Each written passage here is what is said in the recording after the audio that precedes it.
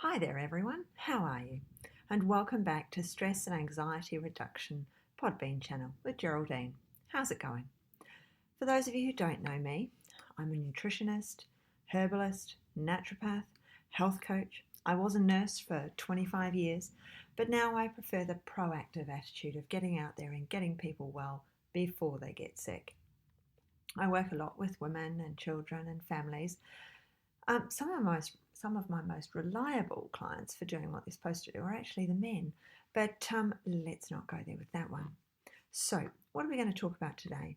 Well, when I do my podcasts, I like to do one with the calming, you relax and you do nothing for a bit and really enjoy it, and one with some information that we can discuss things and I can answer questions.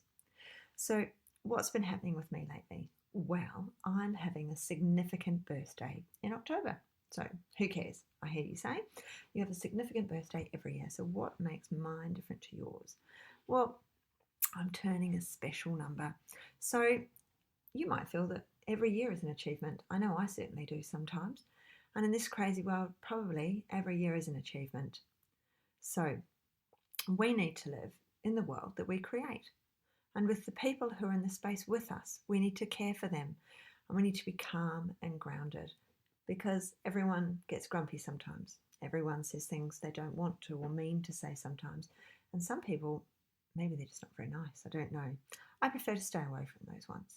So, to help us to be grounded and to help us cope with people we don't want to be around, some simple things in your life, like the amount of fluid and the type of fluid you drink, the food and the type of food you drink, go a long way to how we feel physically, emotionally, and socially. It also makes those of us around us, they feel supported if we feel grounded and supported. If we feel calm and in the moment, then they feel that sameness coming from us and being imparted into them. So, but it's not just what we speak, not just what we say, not the words we use, but it's the words we write in social media, in text messages. I always end every text message with a smiley face. Same with social media, because I think, well, I don't want anyone to take this out of context, and I never ever want to say anything that upsets anybody else. But it's also when you're in the shops and you're talking to somebody you may never see again. You know, you're at the checkout teller and you're in the supermarket and you've gone through and it's been a real pain in the supermarket. There have been too many people, you've got the worst trolley in the world. It would not go straight. You get to the checkout and if you smile at that person at the checkout and you give eye contact, then they're going to feel better too. Because remember, they've got to stand there listening to those trolleys going in the wrong direction, the children screaming. And yes, it's their job, you're right. But we're in it together. We're in this world together.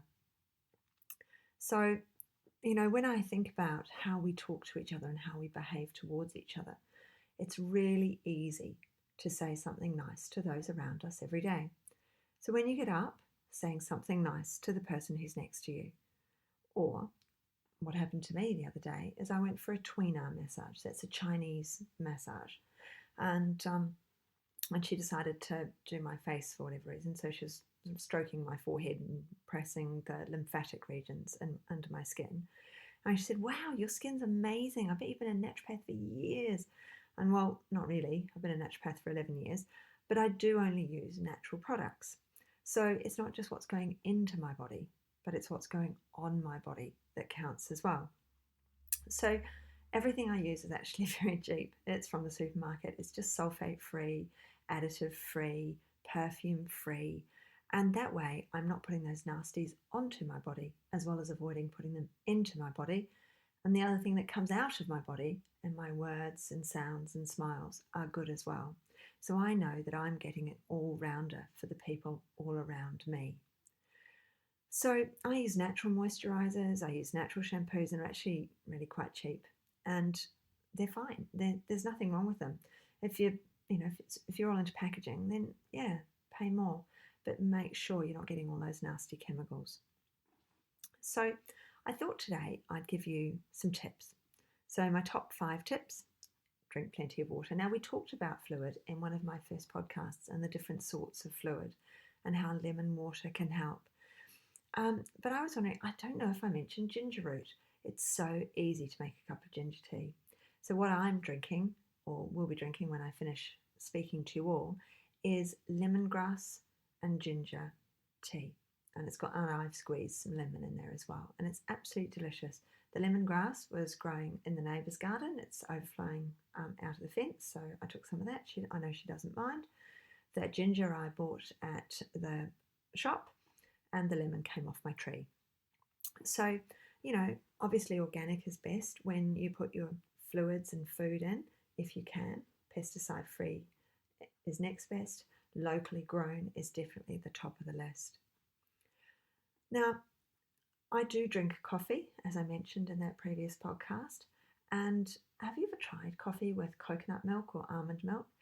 As long as you're not expecting it to be the same, it's actually it's quite different and quite exciting, the flavour that you get.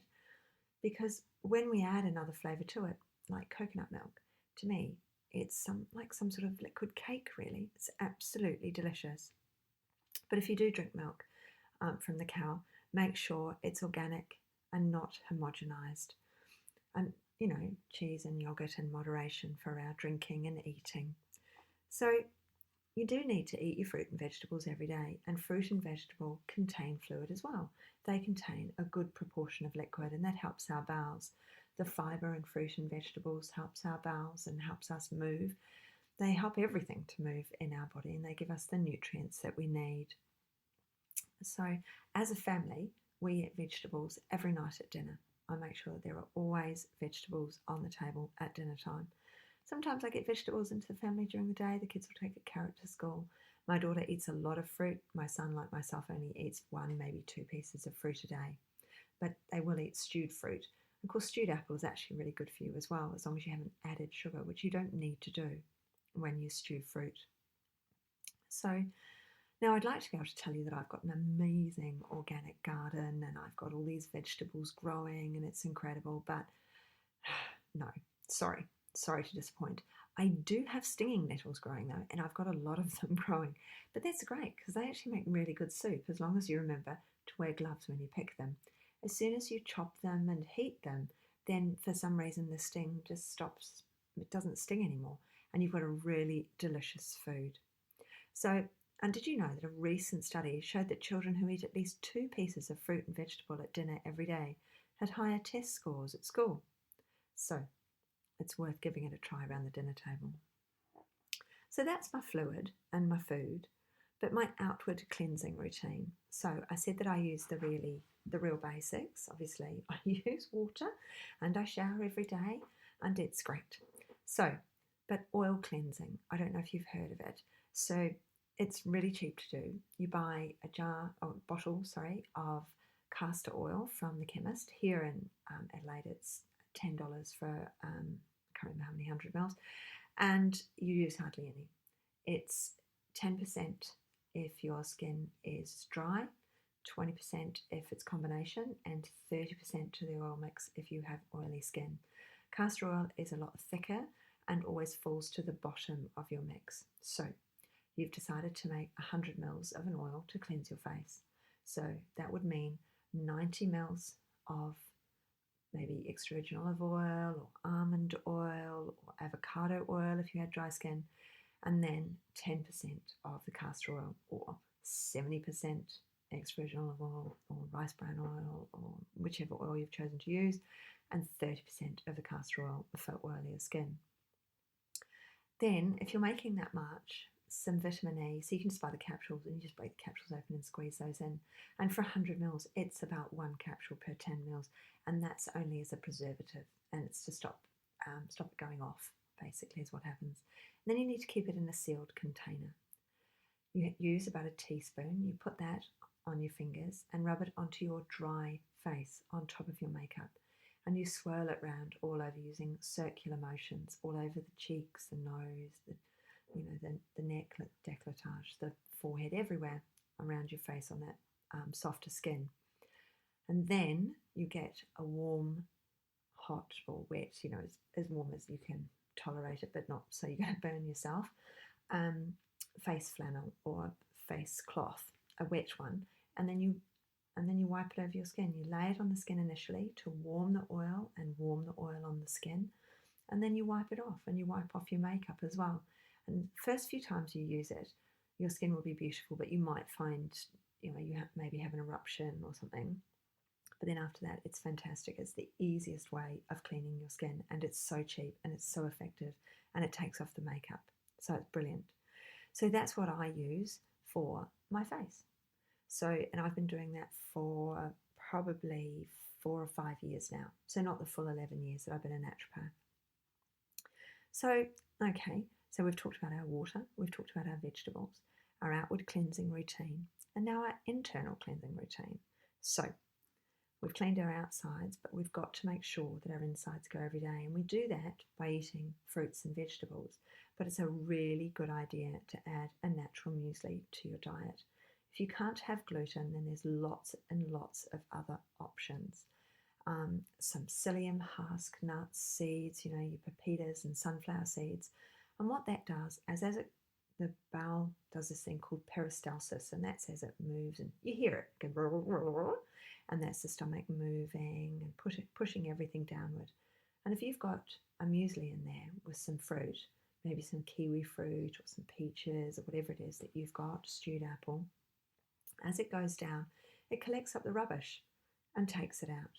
It means that you go to the toilet easier and better, making sure you've had enough fluid on board as well. So that was a nice bit of information there for you, wasn't it? So now you're putting in good food, you're putting in good fluid, you're putting good things on top, and remembering to be nice to your fellow man. And in the morning, the first person you see, if it's a loved one, say good morning, I love you. If it's not, just say good morning with a smile, and you'll cheer everyone up. If you start the day the way you mean to go on, then you should be able to achieve it. It's always a good idea to put a positive bent on the day. If you're likely to come out with something negative, then what's a really good idea is using those post-it notes, those sticky notes, and putting positive affirmations on your mirror or around the walls, perhaps on the fridge door if that's the first thing you open in the morning, saying, hi, good morning, you look great today. So, we get up really early, and I always try for a big smile. And if I don't get that big smile on there and I don't say something positive, it is certainly reflected in my children's attitude towards me. So it's a good idea to try to remember it and give it a good go. Mindfulness and meditation. So we've got a few of these visualizations going on in my podcasts. They're a good idea to help you relax at the end of the day. But they do help you restore balance to your day. Even if you don't have time for them, maybe a walk at lunchtime, get out of the office, change your space, change what's happening with you. Don't spend the day sitting down. It all sounds really sensible, doesn't it? It's actually quite hard to achieve. I find it hard to achieve, and I'm the one giving the advice. So the people that do manage these things, you look at them and you think, how do they get all of that into their day? And they're only doing what you're doing. They're only achieving what you're achieving. We're all doing it, but we're doing it in our own time, in our own way. And sometimes it's about changing just one or two things. It's not about changing everything. It's about taking small steps, and then if you trip up, you do what you should do. You just stand back up and start again. All right, I hope you have a wonderful day. It's really cold here today. It felt really quite bitter. I don't mind. We're going to have a hot dinner in a minute with all our veg, and we'll have a good laugh around the table. So I hope you all have a wonderful morning, afternoon, evening, wherever you are in your day. All the very best, everyone.